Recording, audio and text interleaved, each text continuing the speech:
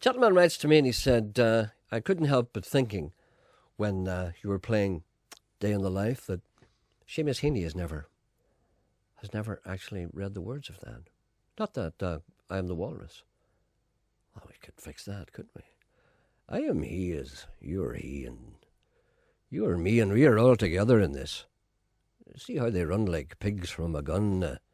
See how they fly. As a matter of fact, I was just thinking, my father used to bring the pigs to the market day in Mahrafelt, and he'd have the gun just in case they got unruly. Sitting on a park bench, waiting for the bus to come. Corporation T-shirt, stupid bloody Tuesday. You've been a naughty boy. You'd let your hair grow long, in spite of the fact that there were many good barbers, many of whom would have a little rubber thing with a bit of a poof on it. I am eating eggs. They are eating eggs. I am the walrus. Goo-goo-ga-jew. A jib, I do believe it is. Mr. City Policeman sitting, pretty little policemen in a row. See how they fly like a plane in the sky. See how they fly. I'm crying, I can't help it. The tears are running down my cheeks because I'm a very emotional person. Yellow custard, dripping from a large black pot. Fisherman with his fishwife. You've been a naughty boy. You let your fish get dirty. I am eating eggs. Ooh, they are eating eggs. I am John Lennon. Goo-goo-ga-jubba. I'm changing the words as I go along. I think it's better this way. Sitting in an English garden waiting for the sun. I'll tell you what, there'll be very little of it in an Irish garden. You could sit all year and get not a ray from that great orb in the sky. It only comes out in England because there are more people there, you see. If the sun don't come, you get wet from sitting in the English rain. I am eating eggs. They are eating eggs. I am John Lennon. Goo-goo-ga-jub.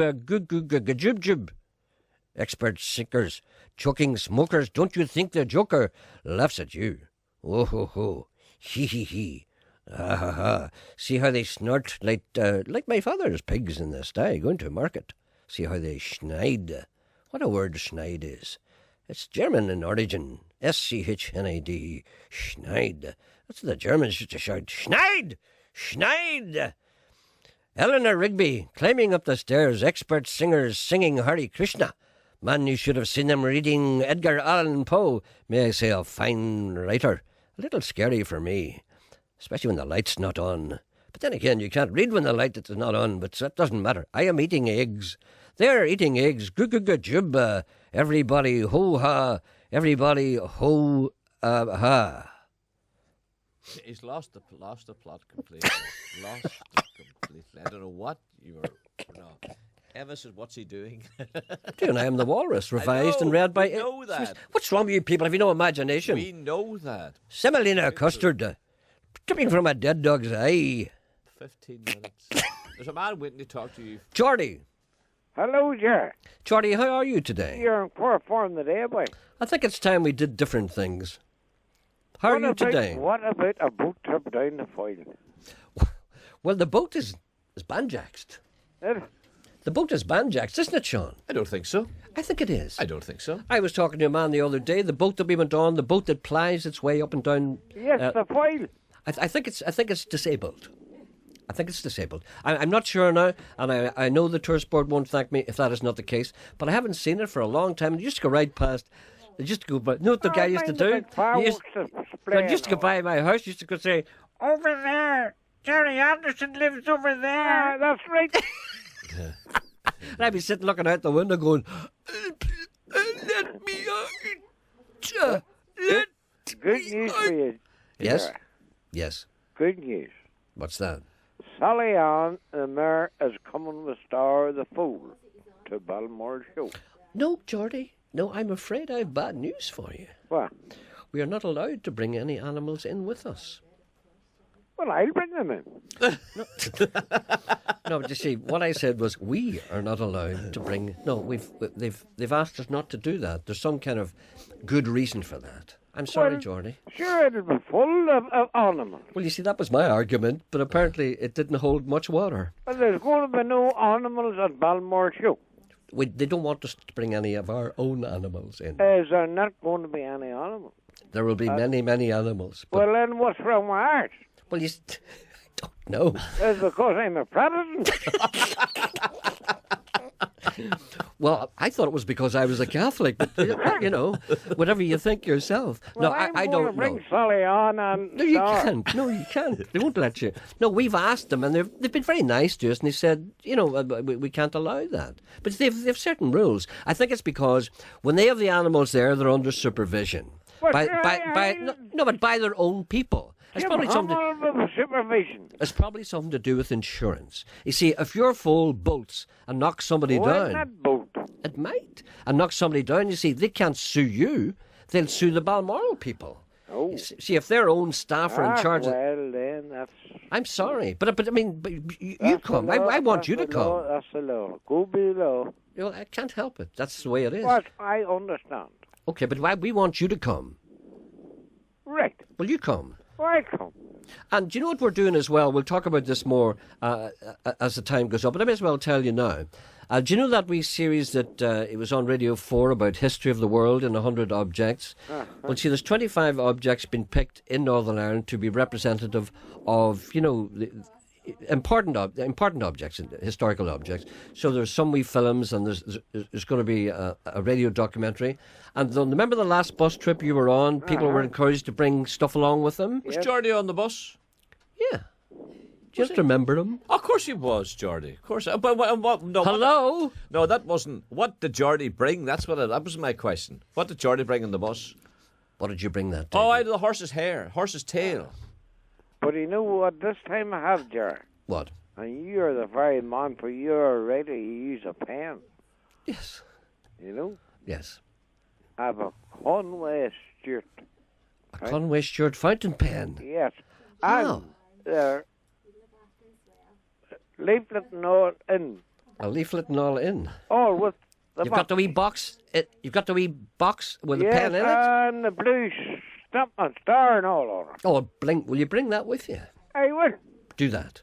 Now, and we're asking people. We're asking people to come down and see us. And there's going to be an expert with us. Conway Stewart. No, not Conway Stewart. No, that's a pen I'm talking Oh, sorry. There's going to be a man with us, an expert. We'll talk about that maybe tomorrow, but certainly before our outside broadcast, which is on Wednesday, the 12th of May. And we're going to ask people to bring down things that they think might be valuable or historically interesting. I think I'll be worth a pound or two.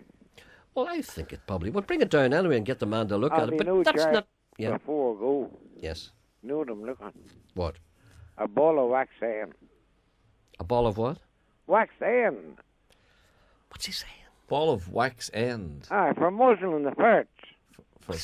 For muzzling the ferrets. ferrets. The I ferrets. got it up How come in you can hear this Structure. stuff? The wee shop there, I got it in. How come you know sometimes I don't know what he's talking about and you know? How I don't you know. do that? I don't know. Anyway, what does he want? Tell me, what does he want again? Go on. What do you want again? Wax end jar. For muzzling the ferrets. How does that work? Well, you make a wee muslin pot over and then it can't kill the rabbit in the hole. I'll never forget the time you brought the ferret into the BBC. Aye, Jack. Jack. And there was a wee hole on top of the box and he could nearly get his head out. He couldn't eat. And we went... Do you know who was there that night? Who? And looked at Geordie's ferret. Hurricane Higgins? Hurricane Higgins. I remember that. That is right. Yeah, Hurricane Higgins was there. And do you remember we went into the taxi? You weren't there, Sean, but Geordie and I went out and I said to the taxi driver, I said, listen, I've got a box here. Can I put it in the front seat? And he said, what is it? I said, it's a ferret. He said, is it okay? I said, yeah. I said, this man will go in the back. So I put you in the back and I put the box in the front seat. Did indeed. And the jaws came out and he went... It was like something out of Alien. The taxi driver said, Jesus! He said, what's that? I said, it's all right, I can't get his head out. He said, are you sure? But they done a good job on the rickety wheel. He did indeed, yes. No, he's talking about James Nesbitt. No, Hurricane Higgins. The night that you were down, he was there, but James Nesbitt was also there. Hurricane James was there. Nesbitt. Do you remember the conversation I had with Jimmy Nesbitt upstairs? Right. He said, see, Jimmy Nesbitt, we had asked him to spin the rickety wheel, and then we decided that the ferret would swing. Would swing the rickety wheel. So I said to Jimmy Nesbitt, Jimmy, there's been a wee bit of change in plans. He says, what's that? I said, do you remember I asked you to turn the rickety wheel? So we don't want you to do that now. We want you to do something else. He says, that's okay. He said, who's going to turn the rickety wheel? I said, a ferret. And he went, what? Anyway, listen. And do you mind, Gerry, the BBC button on the wee lead for the ferret? That's right. It was a ferret harness. Ah, The man from Health and Safety said, "Are you bringing a ferret in there?" And I Yes. said, "Yes." He says, "Do you have a ferret harness?" Yes. I said, "No." He said, "You will need one." And he Well, I told me have it exactly. there. Have you still got it? oh yes, I have it. Oh, The only ferret he harness. puts his wee paws in and money walks like a wee terrier. All right then, Geordie. See you later. Bye. Bye. Now, I've got a book here which is called The Elimination of Accidents by a man called Robert Gerry. And over the past few days, I've been reading extracts from it. The book is about 500 pages long. It shows you all kinds of ways to look after your body and not to abuse yourself or hurt yourself and live and prosper. Now, there's a section called The Correct Use of the Brain. And I'm going to read that today. And it's called Pattern Thinking.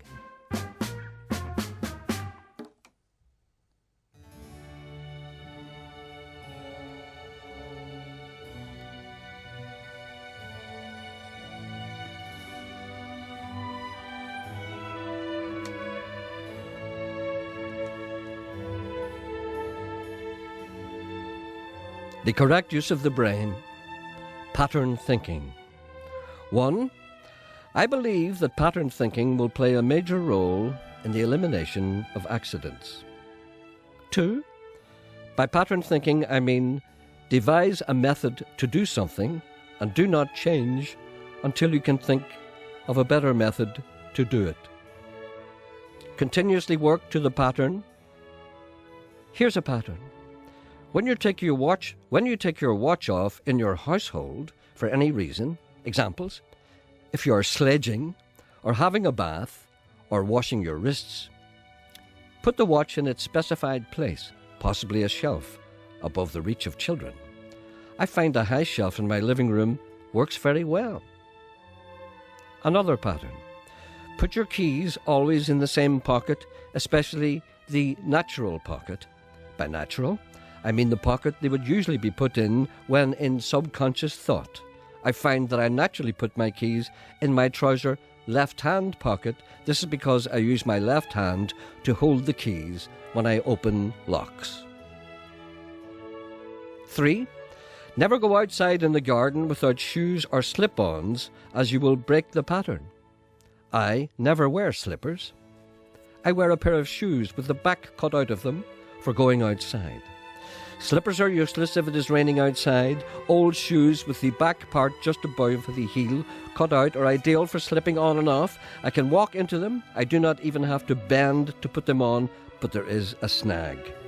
It takes time to get used to them, as there is a special way to walk in them so that they do not fall off. Also, they're useless for climbing in. I have a diagram here of an original shoe and a cutaway shoe. 4. When you pattern think, you hardly have to think at all. 5. This saves energy and removes decision making on minor details, which is a waste of time.